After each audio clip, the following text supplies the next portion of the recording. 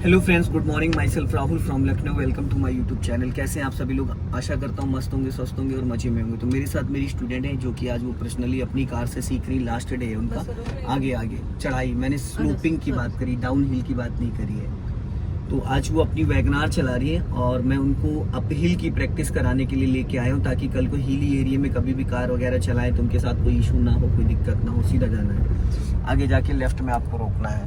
पहले लेफ्ट का सिग्नल दो ऊपर को, हाँ, और लेफ्ट आओ, हाँ, थोड़ा सा लेफ्ट आ जाओ, हाँ हाँ, बस अब यहीं पे स्टॉप कर लो। अब मैंने इसलिए इतना आपको लेफ्ट दबवा दिया ताकि पीछे से जो व्हीकल आए उसको दिक्कत ना हो, क्योंकि यहाँ पे आपको कम से कम 5 से 7 मिनट वेट करना पड़ेगा। सबसे पहले तो आप हजार्ड लाइट ऑन कर दो। अब इसका मतलब ये है कि पीछे से जो भी व्हीकल आएंगे वो आपसे अलर्ट रहेंगे, वो आपको डिस्टर्ब नहीं करेंगे। ठीक है, मान लो जैसे कि अभी आप स्लोपिंग पे हैं, लगभग यहाँ से मान के चलो 10 मीटर के आसपास चढ़ाई है। राइट साइड से भी ट्रैफिक बहुत तेजी से आता है, तो आप बहुत ज्यादा यहाँ पे स्पीड भी नहीं कर सकती हो कि बहुत ज्यादा एक्सीलेटर लेके गाड़ी बढ़ा लो। ये सामने व्हाइट लाइन दिख रही है, ये पहली वाली, ये 3 लाइन का रोड है, जो पहली लाइन है। तो हमेशा जब भी कभी भी स्लोपिंग वाले एरिया पे हम गाड़ी को निकालते हैं, कुछ भी करते हैं, तो हम क्या करते हैं, हम अपनी लेफ्ट वाली लाइन में, अभी देखना इसको सियाज वाले को, इसने क्या किया, अपनी लाइन में। तो अगर आप लेफ्ट वाली लाइन में गाड़ी को टर्न करते हो तो पीछे से जो भी बंदा आ रहा होगा वो कौन सी लाइन में आ रहा होगा, फर्स्ट या सेकंड। जो लेफ्ट वाली लाइन वो फ्री होती है। ये कभी भी गली से अगर आप निकल रहे हो बड़े रास्तों पे, तो हमेशा अपना लेफ्ट दबा के टर्न करना होता है। ठीक है, सबसे पहली चीज, एक्सीडेंट से बच सकते हो। अब यहाँ पे आपने कार को रोक दिया, अब स्टीयरिंग पे दोनों हाथ रखो। ठीक है, जैसे नॉर्मल रोडों पे जब हम कार को मूव करते तो पहले हम ब्रेक छोड़ते फिर धीरे धीरे क्लच छोड़ते हैं, लेकिन यहाँ पे उसका अपोजिट है। यहाँ पे अगर आपने पहले ब्रेक छोड़ा तो कार कहाँ जाएगी, पीछे जाएगी। तो सबसे पहले हमें क्या करना है, यहाँ पे ब्रेक नहीं रिलीज करना है, यहाँ पे हमें रिलीज करना है क्लच। और क्लच कितना रिलीज करना है वो डिपेंड करता है गाड़ी के इंजन के ऊपर कि इंजन कितनी स्पीड में वाइब्रेट कर रहा है। तो अभी आप यहाँ पे क्लच को धीरे धीरे वो करो, सबसे पहले फर्स्ट गियर, बस वही चीज मैं चेक करना चाह रहा था, देखूं आप अपने मन से करेंगी या नहीं करेंगी। अभी आपने फर्स्ट गियर कर लिया, अगर आप सेकंड गियर में क्लच छोड़ती तो अभी कार का इंजन बुझ जाता। अब आपको ब्रेक दबा के रखना, धीरे धीरे क्लच को रिलीज करना। धीरे धीरे का मतलब ये है कि गाड़ी जब गियर में एक्टिव हो जाए फिर ब्रेक से पैर हटाना है और हल्का एक्सीलेटर लेना है। इसलिए बंद हुई क्योंकि आपने क्लच और ब्रेक को अच्छे से मैच ही नहीं किया। आपने क्लच जरूरत से ज्यादा छोड़ दिया और ब्रेक को रिलीज नहीं किया, इसलिए इंजन बुझ गया।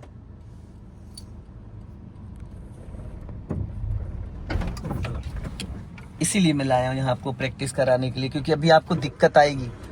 बेसमेंट की पार्किंग से अगर आप गाड़ी निकालोगे या किसी चौराहे पे फंस जाओगे तो आपके साथ ये प्रॉब्लम आएगी, 100% आएगी, क्योंकि अभी मैचिंग नहीं हो रहा है ना एक्सीलेटर। आप क्लच जरूरत से ज्यादा छोड़ दे रही हो, क्लच इतना नहीं रिलीज करना होता है।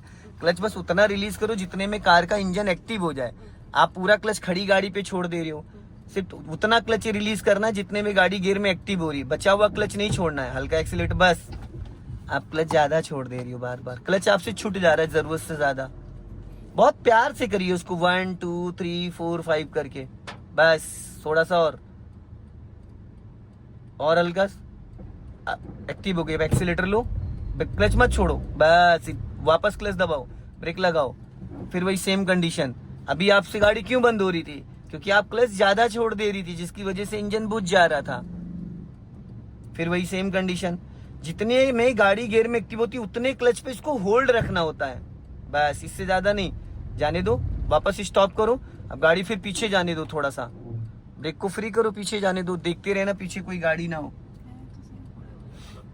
जाने दो। आपको प्रैक्टिस करनी ना, तो आपको चढ़ाई चाहिए ना, फिर और ले जाओ पीछे, इतना पीछे ले जाओ कि 2 से 3 स्टॉप आप कर सको, बस। अब वही चीज, अब देखो आपको इसकी ट्रिक पता चल गई क्लच की, तो अब बंद नहीं होगी। इससे पहले क्या था, ट्रिक नहीं पता थी क्लच की, तो इसलिए क्लच और ब्रेक का मैचिंग नहीं हो पा रहा था। अब चाहे जितनी ऊंची से ऊंची चढ़ाई हो, बिना हैंड ब्रेक के आप उसको कर सकती हैं।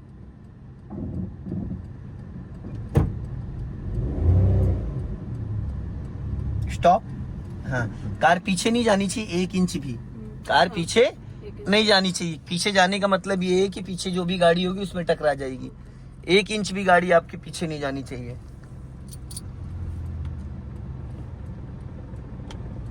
गई।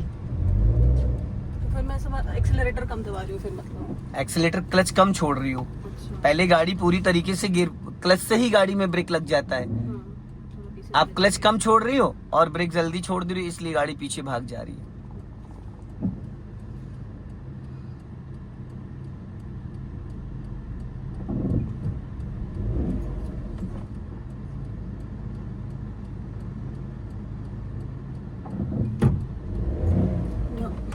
मैडम आप क्लच नहीं रिलीज कर रही हो जितना रिलीज करना चाहिए, आप ब्रेक उससे पहले छोड़ दे रही हो। गाड़ी पूरी तरीके से गियर में एक्टिव होने के बाद ब्रेक से पैर हटाते हैं, और आप क्या कर रही हो, आप पूरी तरीके से गाड़ी गियर में एक्टिव नहीं हो रही, उससे पहले आप ब्रेक से पैर हटा ले रहे हो, तो गाड़ी किधर जाएगी? क्योंकि इंजन तो फ्री है ना, इंजन एक्टिव होने के बाद गियर में एक्टिव होगा। अब रुको पहले, यहाँ ऐसे नहीं बात बन पाएगी, पहले अच्छे से इस क्लच को समझो। इस क्लच को भी ये नहीं समझ पाई हो आप कि क्लच कितने में एक्टिव हो रहा है, कितने में डीएक्टिवेट हो रहा है। 1 2 3 4 करके पहले गाड़ी चलाओ मत, खाली इसको एक्टिव करना सीखो। चलाना नहीं, खाली इंजन को एक्टिव करो, और छोड़ो और छोड़ो और छोड़ो और छोड़ो थोड़ा, ये अभी भी नहीं हुआ। और छोड़ो थोड़ा। अब एक्टिव हुआ है, अब ब्रेक से पैर हटाओ, हटाओ। गई पीछे गई नहीं। तो अभी और थोड़ा आपको 2% क्लच छोड़ना था। सारा खेल क्लच का है। अगर क्लच आपने अच्छे से कंट्रोल कर लिया तो गाड़ी 1 इंच भी आपके पीछे नहीं जाएगी।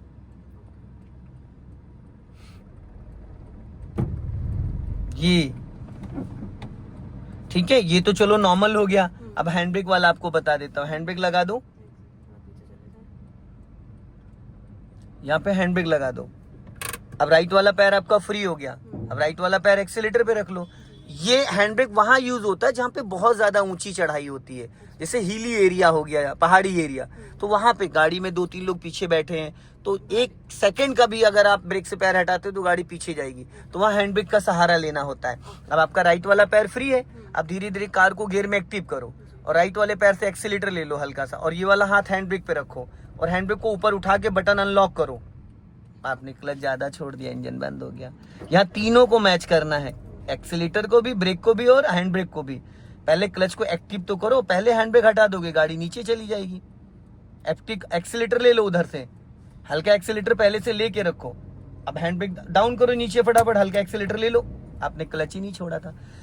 क्लच रिलीज करने, गाड़ी गियर में एक्टिव करने के बाद हैंड ब्रेक को अनलॉक करना है, और आपने क्या करा, हैंड ब्रेक एक्टिव, तो क्लच पूरा रिलीज एक्टिव ही नहीं, पूरा नहीं रिलीज करना था, उतना था जब एक्टिव हो। हाँ, हैंड ब्रेक पे हाथ रखो और अनलॉक करके रेडी रहो, बटन दबा के रेडी रहो।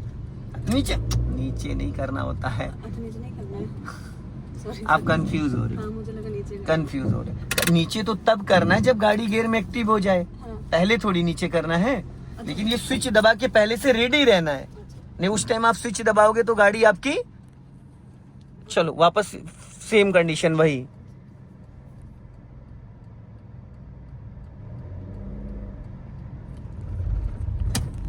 एक्सीलेटर लो, हाँ ये वापस फिर सेम कंडीशन, फिर लगाओ हैंड ब्रेक। हल्का एक्सीलेटर एक्स्ट्रा लेना पड़ेगा, एक तो खड़े हो, ऊपर से चढ़ाई पे हो, ताकि चाह के भी गाड़ी पीछे ना जाए।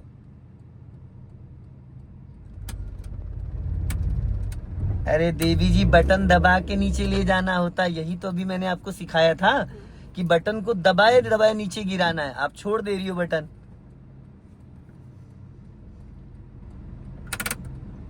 हाँ, स्विच दबा के पूरा नीचे डाउन करना है, बीच में आप स्विच छोड़ दोगे तो पूरी हैंड ब्रेक नहीं उतरेगी।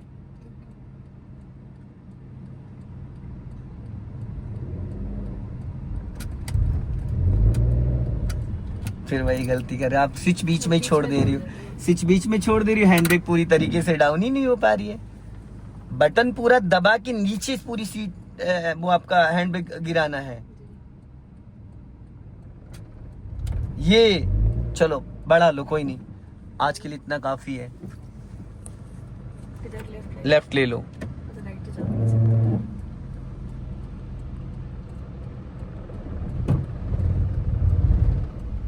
हल्का सा एक्सीलेटर ले लिया करो, अब थोड़ा एक्सीलेटर कम ले रही हो, इस वजह से गाड़ी ज्यादा वाइब्रेट कर रही है। यहाँ पे उसको डबल पावर चाहिए, एक तो स्लोपिंग है, वापस आप फर्स्ट गियर में उठा रहे हो, चढ़ाई भी है, इसलिए हल्का सा एक्सीलेटर। ये सब गाड़ियों में इतना पावर नहीं होता कि बिना एक्सीलेटर उठ जाए। तो दोस्तों इस वीडियो को ज्यादा से ज्यादा शेयर करें। जय हिंद, वंदे मातरम।